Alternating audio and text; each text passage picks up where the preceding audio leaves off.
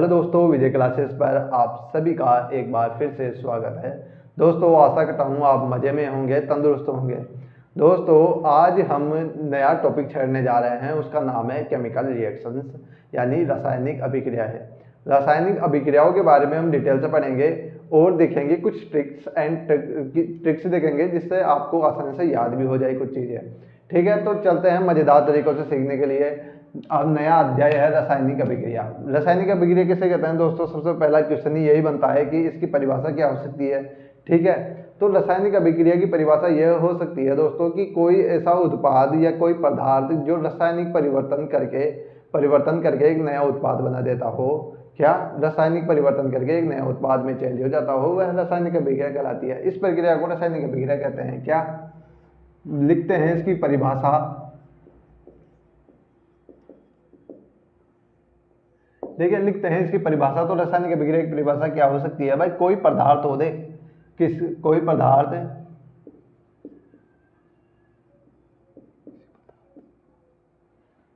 रासायनिक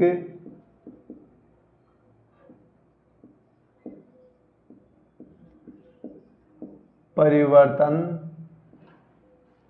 द्वारा किसी दूसरे उत्पाद में परिवर्तित हो जाए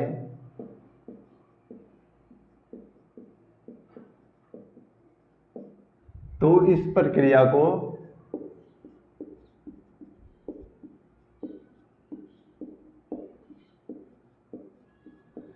रासायनिक अभिक्रिया कहते हैं। रासायनिक अभिक्रिया बोल दो या केमिकल रिएक्शन बोल दो। ठीक है, यानी कोई पदार्थ है दोस्तों, है ना, कोई पदार्थ है जो कुछ केमिकल रिएक्शंस जिसमें बॉन्डिंग का टूटना हो सकता है, बॉन्ड का जुड़ना हो सकता है, हीट पाकर ऊष्मा द्वारा, इलेक्ट्रिक करंट द्वारा खुद में चेंजेस ला देता है, जिससे नया उत्पाद का निर्माण होता है। यह नया उत्पाद क्या कहलाता है? इस नए उत्पाद को, इस प्रक्रिया को, नए उत्पाद बनने की प्रक्रिया को क्या कहते हैं? केमिकल रिएक्शन कहते हैं। दोस्तों, मैं इस तरह भी बोल सकता हूं कि कोई अभिकारक जो कोई ए और बी है मिलकर एक नया उत्पाद बना दे, उसे सी बोलते हैं। ये प्रक्रिया क्या कहलाएगी? ये प्रक्रिया रासायनिक अभिक्रिया कहलाएगी। या मैं बोल दूं अभिकारक मिलकर एक नए उत्पाद में चेंज हो जाते हैं। ठीक है, अभिकारक मिलकर एक नए उत्पाद में चेंज हो जाते हैं जो रासायनिक व भौतिक रूप से अभिकारकों से भिन्न होता है।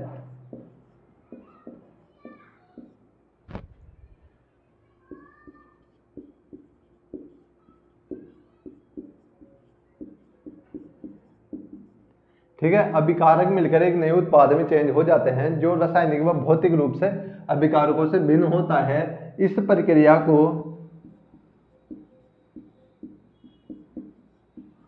केमिकल रिएक्शंस बोलते हैं। केमिकल रिएक्शन कहते हैं। ठीक है, तो केमिकल रिएक्शंस की यहाँ पर मैं दो परिभाषा दे चुका हूँ। ठीक है, दो परिभाषा क्या है कि किसी पदार्थ के में रासायनिक या भौतिक रूप से कुछ परिवर्तन आते हैं जिसके कारण नए उत्पाद का निर्माण हो जाता है।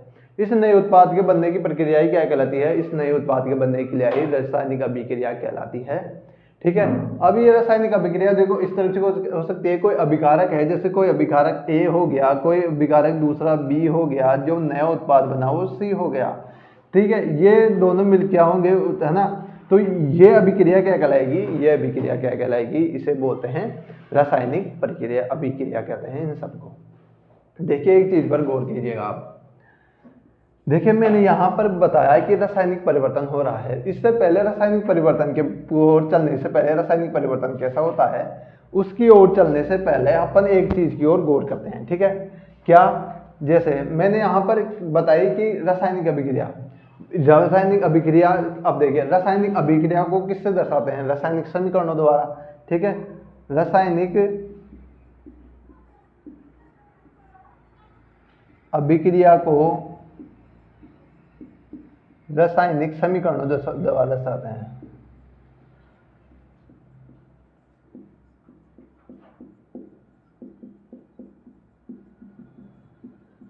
देखिए कैसे, अब देखिए रासायनिक समीकरण द्वारा कैसे दर्शाते हैं।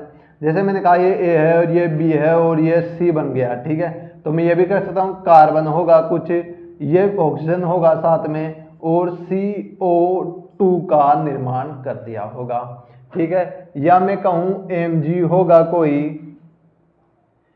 और ऑक्सीजन होगा कोई, और MgO यानी मैग्नीशियम ऑक्साइड का निर्माण कर दिया होगा किसी ने, ठीक है। इस तरह भी बोल सकता हूँ मैं, है ना, चीज को, ठीक है। इस तरह से भी मैं बोल सकता हूँ चीजों को। अब देखिए इनमें चेंज क्या, अब देखिए इनमें क्या हो गया रासायनिक अभिक्रिया के अंदर। देखिए सबसे पहले मैं यहाँ पर गौर कराना चाहूंगा, मैंने ए लिया और बी लिया, ठीक है। जब भी यानी उत्पादक ए और बी, यहाँ पर क्या है, अभिकारक है, ठीक है। अभिकारक जो अभिक्रिया में भाग लेते हैं, दो अभिक्रिया, एक अभिक्रिया में भाग लेने के लिए क्या चाहिए, अभिकारक चाहिए होता है, ठीक है। तो इन दोनों को बोलते हैं अभिकारक, ठीक है। इन दोनों को बोलेंगे अभिकारक। और जो उत्पाद बनेगा उसे एरो लगा के यहां पर दर्शा देंगे, इसे बोल देंगे उत्पादक, ठीक है। उत्पाद या प्रोडक्ट के नाम से भी अपन इसे जानते हैं, ठीक है। तो ये हो गई प्रक्रिया। अब इसमें देखिए कैल्शियम पर ऑक्सीजन, इसमें CO2, ये सही है क्या अभिक्रिया? तो आप कहोगे कि सही है, पर ये सही नहीं है। क्यों? क्योंकि कार्बन होता है सॉलिड अवस्था में और ऑक्सीजन होती है गैसीय अवस्था में, इसे G लगा के दर्शा देंगे, और CO2 होगी जो भी गैसीय अवस्था में होगी। अब ये रिएक्शन सही है। देखिए एक चीज गौर करिएगा कि जब भी यहाँ पर एस लिखा दिखे आपको किसी, इसका मतलब होता है सॉलिड, सॉलिड का मतलब होता है क्या, ठोस। इसका मतलब ये अभिकारक ठोस अवस्था में है। और यहाँ पर गैस G लिखा हुआ होगा, उसका मतलब होगा गैस, गैस का मतलब ये गैस की अवस्था में होगा। और यहाँ पर एक और चीज लिखी होगी सॉलिड, गैस और एक्वस, ठीक है। इसका मतलब ये अभिकारक किसमें अवस्था में होगा, ठोस अवस्था में होगा। तो एस लिखा होगा तो गैसीय अवस्था हो जाएगी, सॉलिड अवस्था, ऑक्सीजन होगी तो गैसीय अवस्था। और एक एल लिखा होगा, इसका मतलब ये लिक्विड अवस्था में है, ठीक है। लिक्विड यानी द्रव अवस्था में होगा एल का मतलब, ये नोट कर लीजिएगा आप, ठीक है। ये नोट कर लीजिएगा। और एक और चीज की ओर थी, इसे नोट कीजिए आप, फिर हम आगे चलते हैं। अभी मैं इसे मिटा रहा हूं। अब देखिए मैंने यहां पर एक चीज को अंडरलाइन किया था, किसको, रासायनिक परिवर्तन को। अब रासायनिक परिवर्तन होते किस तरह के हैं? देखिए रासायनिक परिवर्तन है ना, दो टाइप के हो सकते हैं। रासायनिक परिवर्तन दो टाइप के हो सकते हैं। कौन कौन से हो सकते हैं दोस्तों, वो देखते हैं सबसे पहले।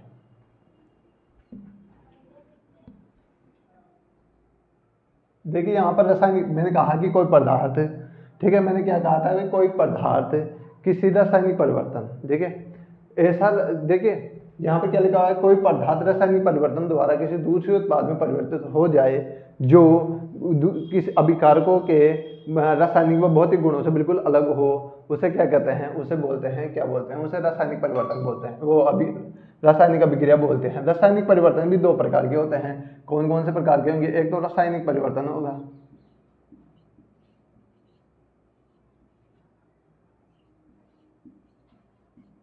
परिवर्तन दो प्रकार के होंगे, एक तो रासायनिक परिवर्तन और एक फिजिकल परिवर्तन, ठीक है।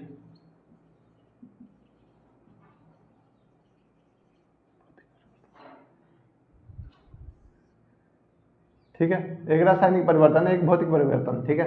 अब देखिए फिजिकल, यहां पर मैं लिख दू केमिकल,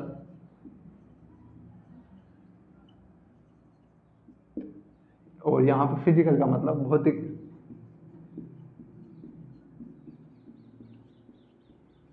भौतिक परिवर्तन, ठीक है। अब देखिए केमिकल रिएक्शंस, ठीक है। केमिकल चेंजेस क्या होते हैं दोस्तों? कोई अभिकारक है जिससे मिलकर एक उत्पाद बन रहा है जो बिल्कुल ही रासायनिक व भौतिक गुणों में अलग है, किससे, अभिकारकों से। कौन? उत्पाद। तो वो तो होगा केमिकल रिएक्शंस। यानी मैं ऐसा बोल दूं, कोई पदार्थ जो दूसरे उत्पाद में मैं बोल दूं पदार्थ, है ना, केमिकल रिएक्शन यानी रासायनिक अभिक्रिया द्वारा किसी दूसरे पदार्थ में चेंज हो जाए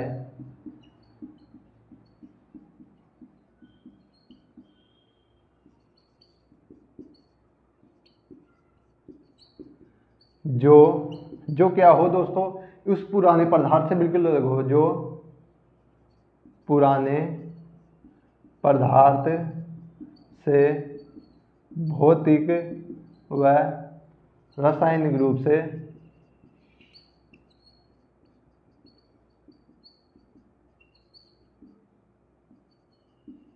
अलग हो। ठीक है, वो क्या, कौन से चेंज होंगे, रासायनिक परिवर्तन होंगे। मैं देखो एक ट्रिक है इसकी कि रासायनिक परिवर्तन किसे कहते हैं। रासायनिक परिवर्तन का मतलब जो पहला चीज है, यानी ये मान लिया हाथ है, ठीक है, या मान लिया ये डस्टर है, ये चेंज हो जाए क्या, कागज, ये बिल्कुल चेंज हो जाए, इससे बन जाए ये द्रव अवस्था में हो जाए, तो ये दोबारा इस अवस्था में नहीं आ पाए। ठीक है, तो ट्रिक क्या होगी, देखिए रासायनिक परिवर्तन की ट्रिक क्या होगी कि पदार्थ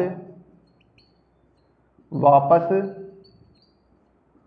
उसी अवस्था में नहीं आ सकता। ठीक है, यहां पर लिखता हूं उत्पाद, है ना, पदार्थ उत्पाद वापस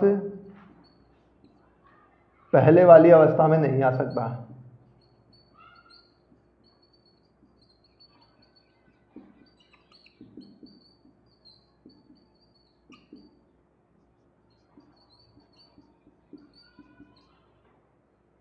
इसमें क्या होगा दोस्तों, इसमें है ना जो केमिकल रिएक्शंस होगी इसके अंदर क्या होगा दोस्तों, केमिकल रिएक्शंस होने के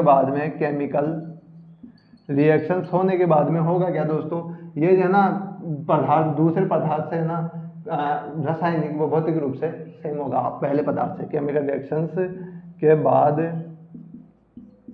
बना उत्पाद पहले वाले पदार्थ से गुणों में समानता रखता है। या मैं इसकी ट्रिक के माध्यम से बता दूं कि कैसे पहचानोगे आप डायरेक्टली कि केमिकल रिएक्शन है या फिजिकल रिएक्शन है, तो बोल दूं कि वापस उसी पदार्थ में चेंज हो सकता है, यह वापस पहले वाले पदार्थ में चेंज हो सकता है।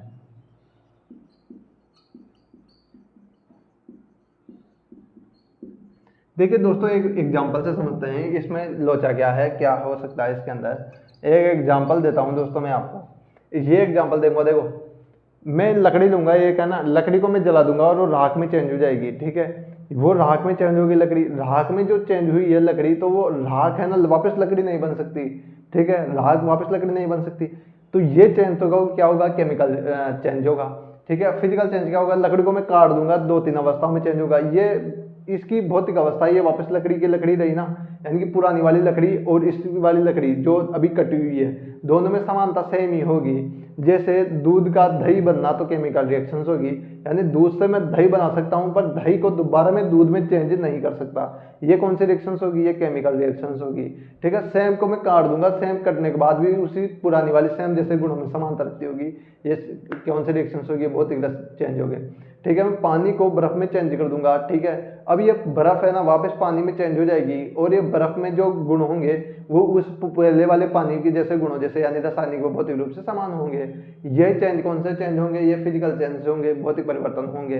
ठीक है, मोमबत्ती का जलना, मोमबत्ती जब जलती है दोस्तों, मोमबत्ती जल रही है दोस्तों, ठीक है, जल रही है मोमबत्ती, तो केमिकल चेंज होगा। क्यों, क्योंकि मोम जल रही है, मोम जल रही है और वो CO2 यानी कार्बन डाइऑक्साइड में चेंज हो रही है, उसकी गैस में बदल रही है वो CO2 में। तो वो CO2 में जब भी चेंज हो रही है तो वो दोबारा से मोम तो नहीं बन सकती। ठीक है, वो ठोस अवस्था में नहीं हो सकती। तो ये चेंज कौन सा होगा, ये केमिकल रिएक्शन, ये होगी रासायनिक परिवर्तन होगा। फिजिकल चेंज भी होगा मोमबत्ती में, क्या होगा, मोमबत्ती गलने के बाद में आपने देखा होगा कि द्रवावस्था में बन जाती है और वो नीचे जमने लग जाती है, किसके, मोमबत्ती के। तो वो मोमबत्ती के जो नीचे जम के वापस ठोस अवस्था में परिवर्तित हो जाती है, तो ये चेंज भौतिक परिवर्तन में आता है। दोस्तों तो मैं ये कहना चाहूंगा कि मोमबत्ती का जलना केमिकल रिएक्शंस को भी दर्शाता है और भौतिक परिवर्तन दोनों को साथ साथ दर्शाता है। दोस्तों आप इस वीडियो में बने रहिएगा, मैं लास्ट में आप सबको एक सारणी बताऊंगा कि कौन सा रिएक्शंस केमिकल रिएक्शंस है और कौन से रिएक्शंस भौतिक रिएक्शंस भौतिक परिवर्तन है। दोनों को मैं एक सारणी में बता दूंगा, आपको इसको सिर्फ ले लीजिएगा आप और उसको मैं ढंग से समझा दूंगा आपका कि लोहे का जंग में लगना, फेरिक ऑक्साइड बनना, कौन सा परिवर्तन होगा, केमिकल रिएक्शंस होगी। ठीक है दोस्तों, मैं अभी इसे मिटा रहा हूँ और मैं बताता हूँ कि रासायनिक अभिक्रिया की कितने प्रकार की रासायनिक अभिक्रिया होती है टोटल। तो मैं इसे मिटा रहा हूँ, अब केमिकल रिएक्शंस की ओर बढ़ते हैं वापस से कि केमिकल रिएक्शंस कैसी होती है। मैं रस परिवर्तनों के बारे में डिटेल से बताऊंगा अब इस क्लास के एंड में।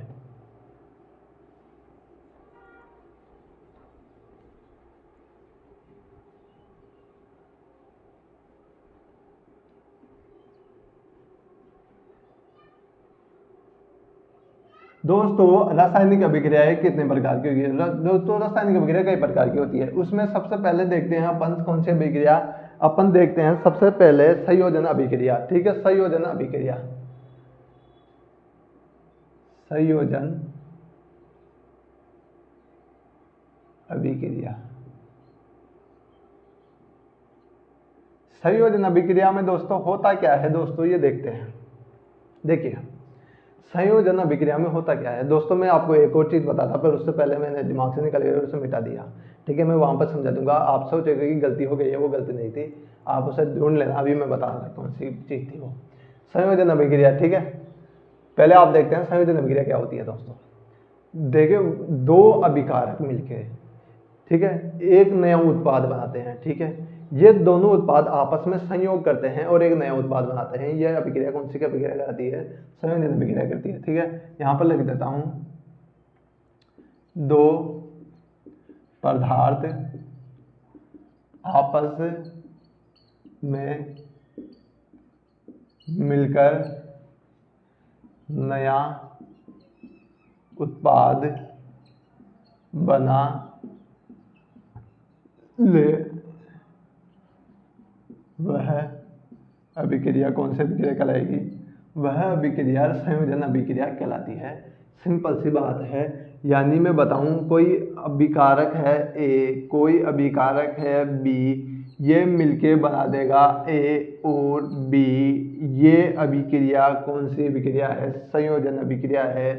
ठीक है, इन दोनों को बोल देंगे उत्पाद, सॉरी इन दोनों को बोल देंगे अभिकारक और इसको बोल देंगे उत्पाद। ये जो बना है अपने पास आया है वो उत्पाद है। ठीक है, देखिए संयोजन अभिक्रियाओं के उदाहरण देखते हैं। सबसे पहले देखिए कार्बन लेता हूं मैं, ठीक है, फिर ऑक्सीजन लेता हूं, जो बनेगा रिएक्शंस होगी वो CO2 बन जाएगी। ठीक है, CO2 बनेगी। ये अभिक्रिया कौन सी अभिक्रिया है? ये अभिक्रिया अपनी हो गई कौन सी? संयोजन अभिक्रिया। कार्बन और ऑक्सीजन मिलकर CO2 का निर्माण करते हैं। ये अभिक्रिया कौन सी अभिक्रिया है? ये अभिक्रिया अपनी हो गई संयोजन अभिक्रिया। कैल्शियम ऑक्साइड है जिसे चूना पत्थर या लाइम वाटर के नाम से बोलते हैं। ठीक है, ये अभिक्रिया CO2 H2O के, कैल्शियम ऑक्साइड H2O के साथ मिलकर क्या बनाएगा? कैल्शियम हाइड्रोक्साइड या चूने का पानी, चूने का पानी बना देगा। इस ये होगा चूना और ये होगा चूने का पानी। ठीक है, तीसरी ओर चलते हैं दोस्तों। मैग्नीशियम हो फिर ऑक्सीजन लेंगे और इससे एक नया उत्पाद बनेगा मैग्नीशियम ऑक्साइड। इनके संयोजन से मैग्नीशियम ऑक्साइड बन जाता है। ठीक है, मैग्नीशियम ऑक्साइड बन जाता है जो सॉलिड रूप में होता है। दोस्तों अभी मैंने ठीक है, अभी मैंने बताया था कि इसमें मैंने कुछ गलती छोड़ी है। वो गलती क्या थी और देखते हैं। ठीक है, देखिए वो गलती ये थी कि मैंने मैग्नीशियम और ऑक्साइड लिया और मैंने ये बताया था कि ये सही है या नहीं है। तो दोस्तों ये रिएक्शन सही है क्या दोस्तों, ये देखते हैं। तो दोस्तों ये रिएक्शन बिल्कुल गलत है। क्यों गलत है? क्योंकि देखिए द्रव्यमान संरक्षण नियम यह कहता है कि अभिकारक के परमाणु, ठीक है, अभिकारक के परमाणु और उत्पादक के जो परमाणु होते हैं वो केमिकल रिएक्शंस में, यानी अभिकारक से उत्पाद बनने की जो अभिक्रिया होती है, यानी केमिकल रिएक्शंस होती है, बॉन्ड बनते हैं, टूटते हैं, उनमें परमाणु क्या होते हैं? सेम ही होते हैं। यानी मैं कहूंगा कि दो अभिकारक या दो पदार्थ मिलकर एक नया उत्पादक बना रहा है, एक नया पदार्थ बना रहा है। वो पदार्थ और ये अभिकारक दोनों के परमाणु क्या होंगे? सेम ही होंगे संख्या में। ठीक है, यानी कि संख्या, परमाणुओं की संख्या में कोई चेंजेस नहीं होगा। तो इसलिए इसे बोलते हैं रासायनिक समीकरण को संतुलित करना। अगर मैं देखिए यहाँ पर मैं देखते हैं, पहले यहाँ समझोगे आप। मैग्नीशियम लिया है मैंने, ऑक्सीजन को लिए हैं, ऑक्सीजन के 2 परमाणु है, मैग्नीशियम के 1 परमाणु है। यहाँ मैंने मैग्नीशियम ऑक्साइड को बनाया है, यहाँ पर मैग्नीशियम भी 1 है और ऑक्सीजन भी 1 है। दोस्तों ये समीकरण क्या हुआ, ये असंतुलित समीकरण है, जिसे कंकाली समीकरण के नाम से भी जानते हैं। इस चीज को नोट कीजिएगा। अब देखिए मैग्नीशियम भी 1 है, ऑक्सीजन भी 1 है, इसे संतुलित कैसे करेंगे। दोस्तों मैंने भी क्या बताया कि अभिकारक से उत्पाद बनने की प्रक्रिया में कोई भी परमाणुओं की लॉस नहीं होता, ह्रास नहीं होता। तो यहाँ पर भी मैं परमाणुओं की संख्या सेम करूंगा, तो यहाँ पर 2 कर दूंगा, ठीक है, और यहाँ पर भी मैं 2 कर दूंगा, ठीक है। तो यहाँ पर मैग्नीशियम कितने हो गए, 2 हो गए। ऑक्सीजन के अणु कितने हो गए, 2 हो गए। मैक्सिमम ऑक्साइड में मैग्नीशियम के अणु भी कितने हो गए, 2 हो गए। ऑक्सीजन के अणु भी कितने हो गए, 2 हो गए। तो ये रिएक्शंस क्या हो गए, समीकरणों के संतुलित समीकरण कहलाएगा ये। मैग्नीशियम क्या है, सॉलिड अवस्था में है, ऑक्सीजन क्या है, गैसीय अवस्था में है। मैग्नीशियम ऑक्साइड बनेगा वो कौन सी अवस्था में होगा, एक्वासिस फॉर्म में होगा, ठीक है। तो ये समीकरण कौन सा समीकरण होगा, संतुलित समीकरण हो गया। एक और उदाहरण की ओर चलते हैं, चौथा उदाहरण। एक और उदाहरण के लेंगे तो कैल्शियम ऑक्साइड को लेंगे, कैल्शियम ऑक्साइड, ठीक है, जिसे कैल्शियम ऑक्साइड क्या बोलते हैं, चूना पानी, चूने का पानी, ठीक है, चूने का पानी, ठीक है। इसे मिला देंगे CO2 के साथ, यानी कि जब हम कैल्शियम ऑक्साइड वही कैल्शियम ऑक्साइड है जैसे हम घरों में पुताई के रूप में काम में लेते हैं, घरों में रंगाई के रूप में काम में लेते हैं।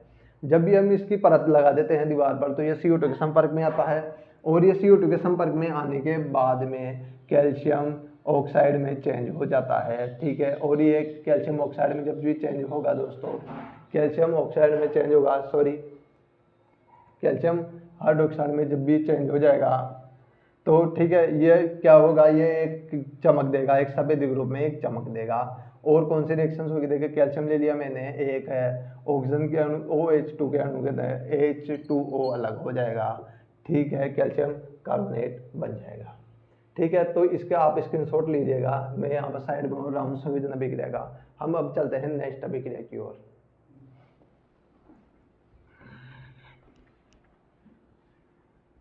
दोस्तों संयोजन के बाद में वियोजन होगा, यानी किसी के मिलने के बाद में बिछड़ना होगा, ठीक है। अभी हमने संयोजन अभिक्रिया के बारे में बात की थी, उसमें क्या हो रहा था दोस्तों, 2 अभिकारक मिलकर तीसरा उत्पाद का निर्माण कर रहे थे, यानी कि उसमें वियोजन हो रहा था, उसमें बॉन्ड बन रहे थे। एक होता है वियोजन अभिक्रिया, जिसमें क्या होता है, बॉन्ड टूटते हैं, ठीक है, रासायनिक बंध आपस में टूट जाते हैं, ठीक है। अब लिखते हैं अपन कौन सी रिएक्शंस हो गई, वियोजन अभिक्रिया बोल दो इसे, वियोजन अभिक्रिया बोल दो या बोल दो अपघटन अभिक्रिया,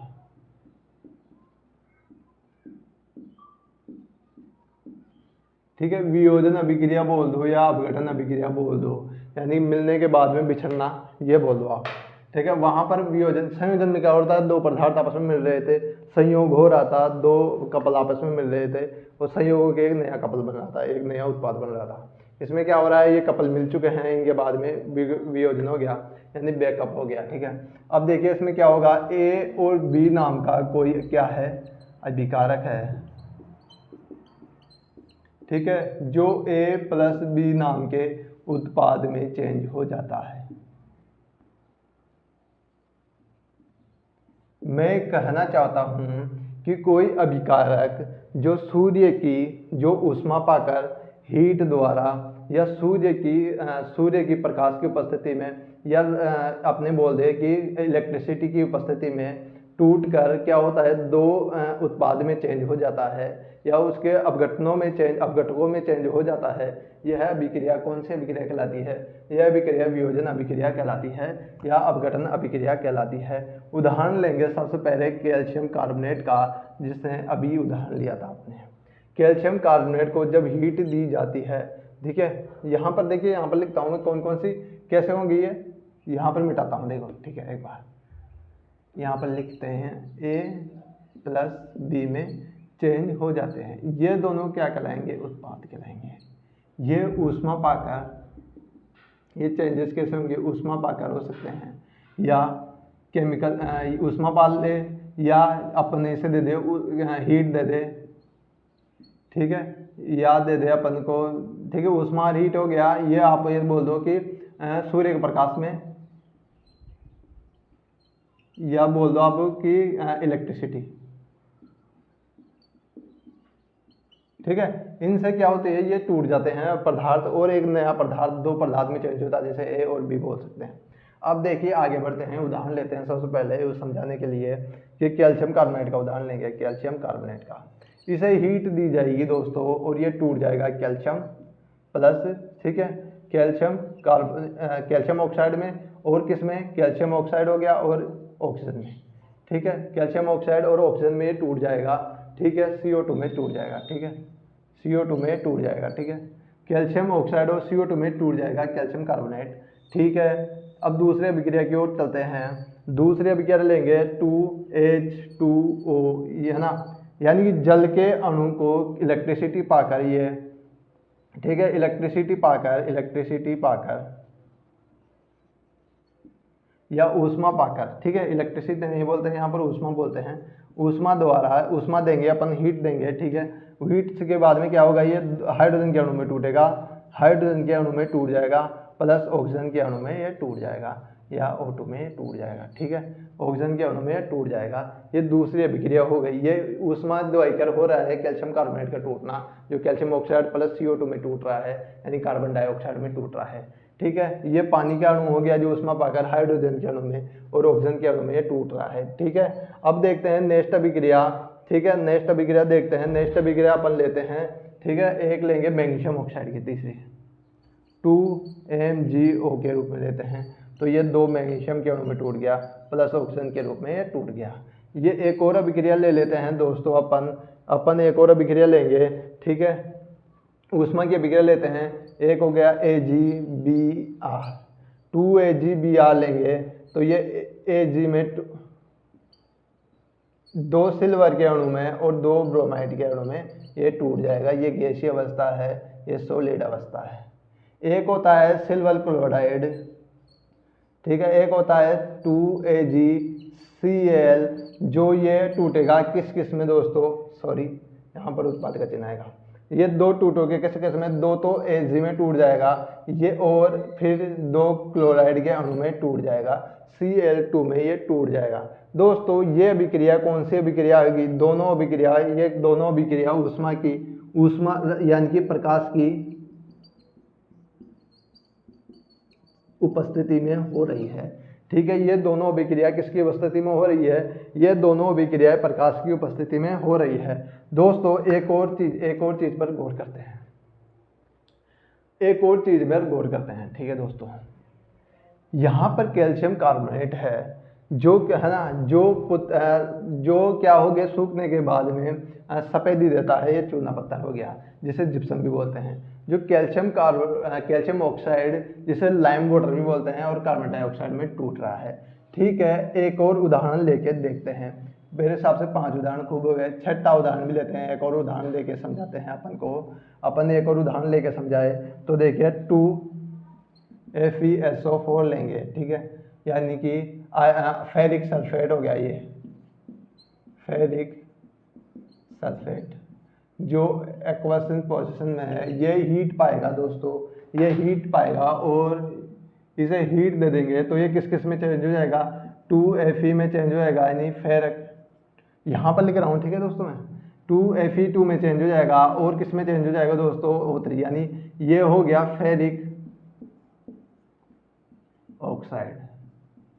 ये फेरिक ऑक्साइड जंग है जो लोहे पर लगती है, इसे जंग बोलते हैं दोस्तों। और किस में चेंज होगा है, SO2 में चेंज होगा, यानी सल्फर डाइऑक्साइड में जो जाएगा, ये सल्फर डाइऑक्साइड में चेंज होगा।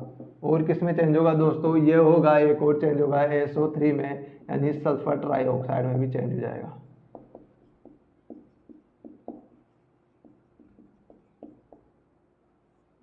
सल्फर ट्राइऑक्साइड में ये चेंजेस होंगे।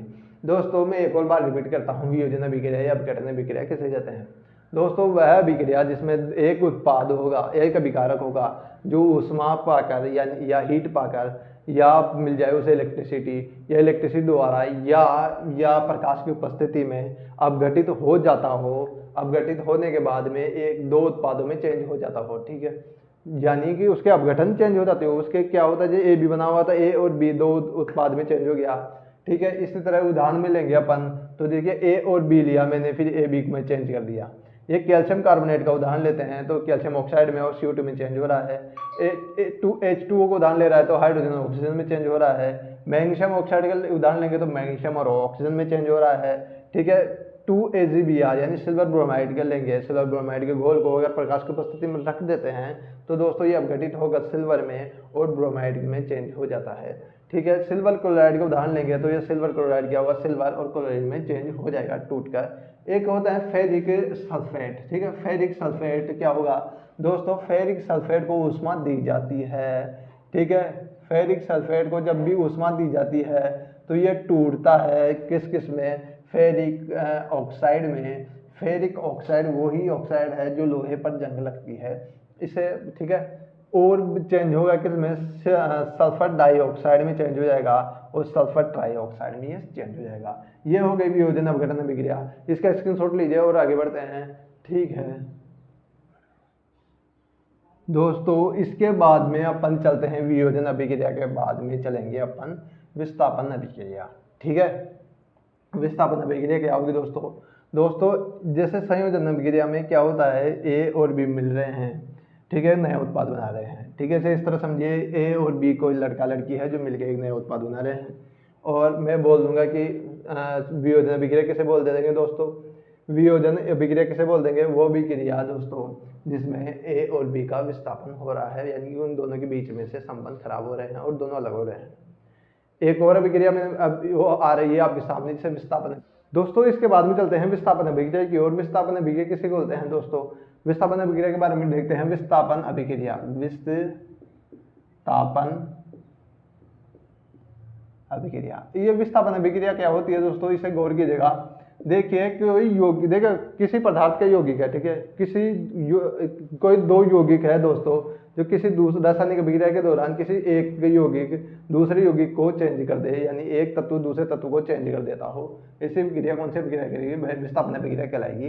इसे ऐसे समझते हैं, कोई ए और बी है दोस्तों, ये कोई यौगिक है ना, ये दूसरा यौगिक है COD, ये दूसरा यौगिक हो गया। ये अब रासायनिक अभिक्रिया के समय क्या होगा दोस्तों, इसका विस्थापन हो जाएगा, यहाँ पर C ही लिखते हैं, इसका विस्थापन हो जाएगा, A और B है, इसका विस्थापन हो जाएगा और B और C में ये चेंज हो जाएगा। ठीक है। यानी कि या A से यह विस्थापित कर चुका है C, क्योंकि इसकी सक्रियता श्रेणी में इसके स्थान ऊंचा आता है। ये क्या है, मोर रिएक्टेंट है। ठीक है। इसलिए ये C क्या होगा, A को C क्या होगा, इस B को विस्थापित कर देगा A के पास से और अपने पास संयोजित कर लेगा। इसे अभिक्रिया कौन सी अभिक्रिया कहलाती है, विस्थापन अभिक्रिया कहलाती है। ठीक है दोस्तों, इसे इस तरह से समझ सकते हो, कोई A और B है, यानी कोई एक A और B नाम के दो आदमी है, यानी कि लड़का लड़की है। एक C हो गया, C के क्या है, सरकारी नौकरी लगी हुई है। ठीक है। यह C जब भी सरकारी नौकरी लगी हुई है तो क्या करेगा, यह C क्या हो गया, ये मोर रिएक्टेंट हो गया, यानी कि C की क्या भाव ज़्यादा बढ़े हुए हैं। ठीक है। तो घर वाले C को ही चुनेंगे, तो ये एक B क्या होगी, C के पास से आ जाएगी। ठीक है। तो इस तरह से समझ सकते हो आप A और B के रिएक्शंस में। एग्जाम्पल द्वारा समझते हैं, जैसे आयरन है वो कॉपर सल्फेट है, कॉपर सल्फेट है, ये आयरन हो गया, कॉपर सल्फेट हो गया। ठीक है। अभी रिएक्शंस होगी इसके अंदर रिएक्शंस होने से क्या होगा, फेरिक सल्फेट में ये चेंज हो जाएगा, फेरिक सल्फेट में यह चेंज हो जाएगा उत्पाद, और कॉपर अकेला ले जाएगा बेचारा। ठीक है। इस तरह से अभिक्रिया होगी। एक अभिक्रिया ये हो गई। एक और अभिक्रिया देखते हैं अपन, MgCl है। ठीक है। MgCl है, ये सोडियम है। ठीक है। सोडियम क्या करेगा, क्लोराइड को क्या करेगा, विस्थापित कर देगा Mg के पास से और NaCl नमक बना देगा और यहाँ पर मैग्नीशियम अकेला रह जाएगा बेचारा। तो ऐसी अभिक्रिया कौन सी अभिक्रिया कहलाती है, विस्थापन अभिक्रिया कहलाती है दोस्तों। विस्थापन अभिक्रिया में कौन सा पदार्थ किस पदार्थ को अब वो करेगा, क्या करेगा, विस्थापित कर देगा। ठीक है। कोई यौगिक दूसरे के यौगिक को विस्थापित कर देता है। ठीक है। कौन सा पदार्थ किसको विस्थापित करेगा, ये कैसे पता चलेगा दोस्तों, इसकी सक्रियता श्रेणी होती है, यानी कि जिसकी सक्रियता श्रेणी में जो ऊंचा स्थान पर होगा, ठीक है, जो क्या होगा, अभिक्रियाशील ज्यादा होगा, वो क्या करेगा, दूसरे को ले जाएगा, कम अभिक्रियाशील के पदार्थ को ले जाएगा। जैसे बात करते हैं जैसे बात करते हैं सक्रियता श्रेणी की, सबसे पहले सक्रियता श्रेणी में कौन आएगा, सबसे पहले दोस्तों पोटेशियम आएगा, फिर सोडियम आएगा, फिर कौन सा आएगा, कैल्शियम आएगा, फिर मैग्नीशियम आएगा, फिर एल्युमिनियम आएगा दोस्तों, ठीक है। फिर मैग्नीशियम आएगा, फिर एल्युमिनियम आएगा, फिर आएगा जिंक आएगा दोस्तों, फिर आयरन, फिर लेड, ठीक है। फिर कौन सा आएगा, हाइड्रोजन आएगा, फिर कॉपर आएगा दोस्तों, उसके बाद में मरकरी, फिर उसके बाद में सिल्वर, फिर उसके बाद में Au यानी सोना, ठीक है। ये कौन है, ये पोटेशियम हो गया दोस्तों, पोटेशियम, ये सोडियम, ये कैल्शियम, ये मैग्नीशियम, ये एल्यूमिनियम, ये जिंक, ये आयरन, ये लेड, हाइड्रोजन, ठीक है, कॉपर, मरकरी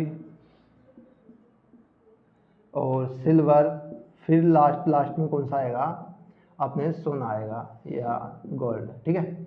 अब देखिए सक्रियता श्रेणी में जो ऊपर होगा, ठीक है, वो ज़्यादा सक्रिय होगा, यानी कि वो मोर रिएक्टेंट होगा, वो दूसरे पदार्थ के साथ जल्दी रिएक्शंस करता है।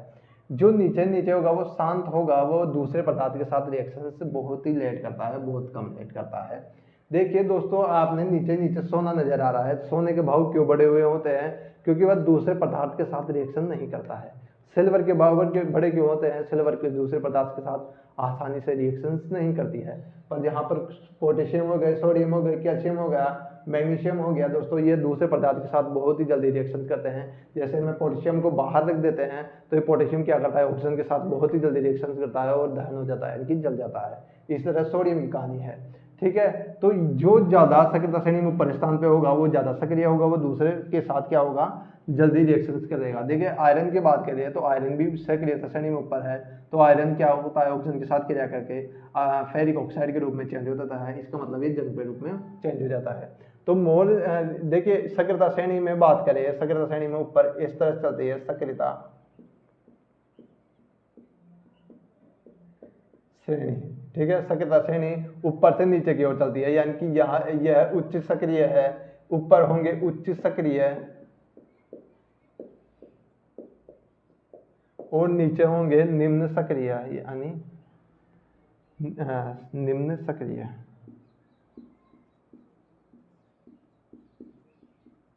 देखिए दोस्तों इस सक्रियता श्रेणी को यहाँ पर लागू कैसे करेंगे, देखिए आयरन है और कॉपर सल्फेट है। इस आयरन देखिए ऊपर है और कॉपर सल्फेट क्या हो गया, नीचे हो गया।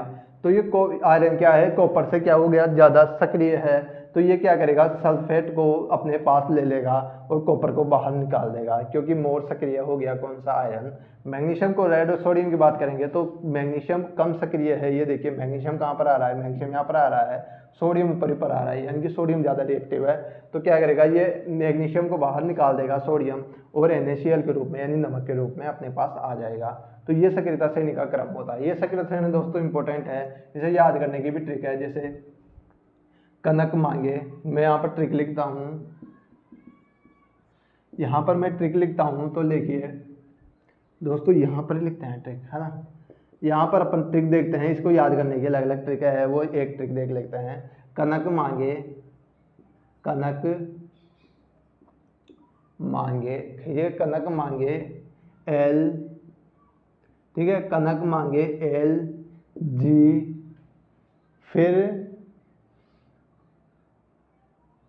फिर लेड है, ठीक है, फिर लेड है, ठीक है।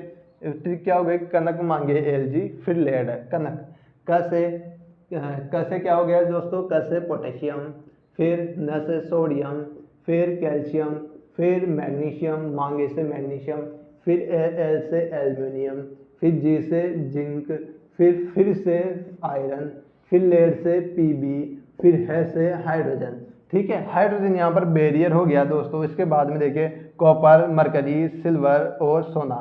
सोना सबसे कम, देखिए सोना सबसे कम होगा, सोना सबसे महंगा होता है, सक्रियता श्रेणी में सोने का स्थान सबसे नीचे है, ये रिएक्शंस बहुत कम करता है। आपने देखा होगा घर में जो गहने बनाए जाते हैं वो सोने के इसलिए ही बनाए जाते हैं क्योंकि सोने को क्या कर, सोना क्या होता है, रिएक्शन नहीं करता किसी के साथ भी, और सोना बहुत लंबे दिनों तक चलता है। तो सोना, फिर सिल्वर, फिर मरकरी, फिर कॉपर, ठीक है। अब सोने के है ना, ये हो गया। अपन आयरन के वो भी पहनते हैं, गहने भी पहनते हैं, पहले आयरन की चैन पहनते थे, तो वो क्या होती, काली पड़ जाती, क्यों, वो फेरिक ऑक्साइड की क्या बना देती, परत बना देती थी, क्यों, क्योंकि ऑक्सीजन के साथ क्रिया कर लेता है आयरन, इस वजह से फेरिक ऑक्साइड की क्या होती है, परत जमा लेती है, इस वजह से ये क्या होगी, इसलिए ये मोल रिएक्टेंट होगा। अब चलते हैं अपन द्वितीय विस्थापन की ओर। यहाँ पर तो सिंगल विस्थापन होगा, एक द्वितीय विस्थापन भी होता है। द्वितीय विस्थापन क्या होगा, यहाँ पर एक यौगिक का अणु अलग हो रहा है, वहां पर क्या हो गए, यौगिक में से अलग, दोनों यौगिक के अणु अलग होके आपस में चेंज हो जाएंगे, जैसे आपस में चेंज हो जाएंगे, यहाँ पर मिटा रहा हूँ मैं इसे, देखिए यहाँ पर द्वितीय विस्थापन कर देते हैं, द्वितीय विस्थापन, ठीक है। द्वितीय विस्थापन में क्या होगा दोस्तों, द्वितीय विस्थापन में क्या होगा, दो यौगिक के अणु,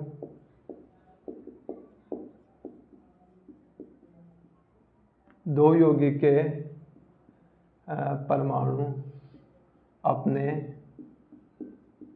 तत्वों को आपस में विस्थापित कर दे, ठीक है। दो यौगिक के अणु या परमाणु आपस में अपने तत्वों को विस्थापित कर दे, वो द्वितीय विस्थापन में आएंगी। जैसे मैं आयरन लूँ, फिर कॉपर सल्फेट लूँगा दोस्तों, आयरन, ठीक है, ठीक है, आयरन लूँगा, फिर कॉपर सल्फेट लूँगा, तो क्या होंगे, ये आयरन कॉपर सल्फेट के साथ प्लस कॉपर अलग हो जाएगा, ठीक है।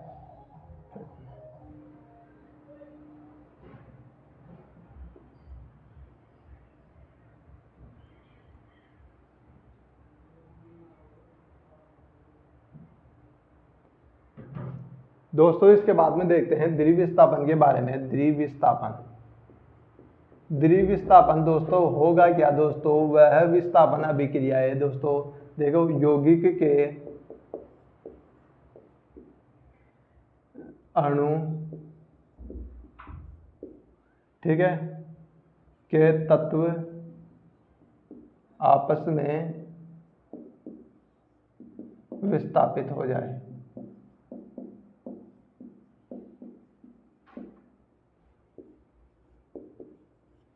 ठीक है, वो द्वितीय विस्थापन कहलाएगा। जैसे मैं HCl को लूंगा, ठीक है, HCl को ले लो एक आप, और एक किसको लूंगा मैं दोस्तों, HCl को ले लूँ और सोडियम हाइड्रोक्साइड को ले लूँ दोस्तों, सोडियम हाइड्रोक्साइड को ले लूँ, तो देखिए इसमें देखिए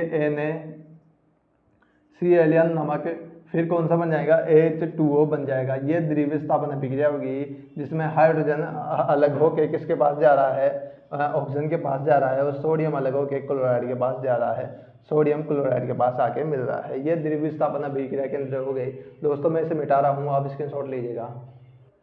दोस्तों इसे मिटाते हैं तो देखते हैं अब कौन सी विक्रियाएं होगी दोस्तों। एक होता है ऑक्सीकरण, एक होता है अपचयन, ठीक।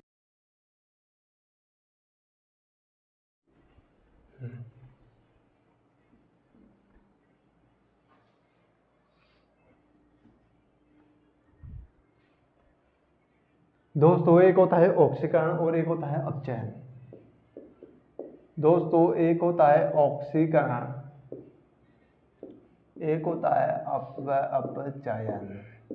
ऑक्सीकरण किसे कहते हैं दोस्तों, ऑक्सीजन का बढ़ना ऑक्सीकरण कहलाता है, और अपचयन किसे कहते हैं, यानी ऑक्सीजन का कम होना अपचयन कहलाता है दोस्तों। इसे अपन एक एग्जांपल देखते हैं, ऑक्सीजन प्लस H2O यानी पानी को लूँगा, तो ये किस किस में चेंज हो जाएगा दोस्तों, ये हो जाएगा अपने कॉपर प्लस H2O में ये चेंज हो जाएगा, ठीक है। यानी ऑक्सीजन के अणु का निकलना, ऑक्सीजन के अणु का निकलना तो क्या कहलाएगा, अपचयन कहलाएगा, ठीक है। और क्या होगा दोस्तों, ऑक्सीजन के अणु का जुड़ना, ऑक्सीजन के अणु का जुड़ना क्या कहलाएगा दोस्तों, यहाँ पर H2 बढ़िया रहेगा, ठीक है, सॉरी, यहाँ पर H2 होगा, यहाँ पर ऑक्सीजन के अणु का जुड़ना क्या कहलाएगा, ऑक्सीकरण कहलाएगा दोस्तों। यानी ऑक्सीजन अपचयन में क्या होगा, ऑक्सीजन का जुड़ना ऑक्सीकरण, और अपचयन क्या कहलाएगा, ऑक्सीजन का कम होना अपचयन कहलाएगा दोस्तों। दोस्तों आज की क्लास में इतना ही। आपको क्लास अच्छी लगी हो तो लाइक कर देना, शेयर कर देना, सब्सक्राइब करना। जय हिंद, जय भारत।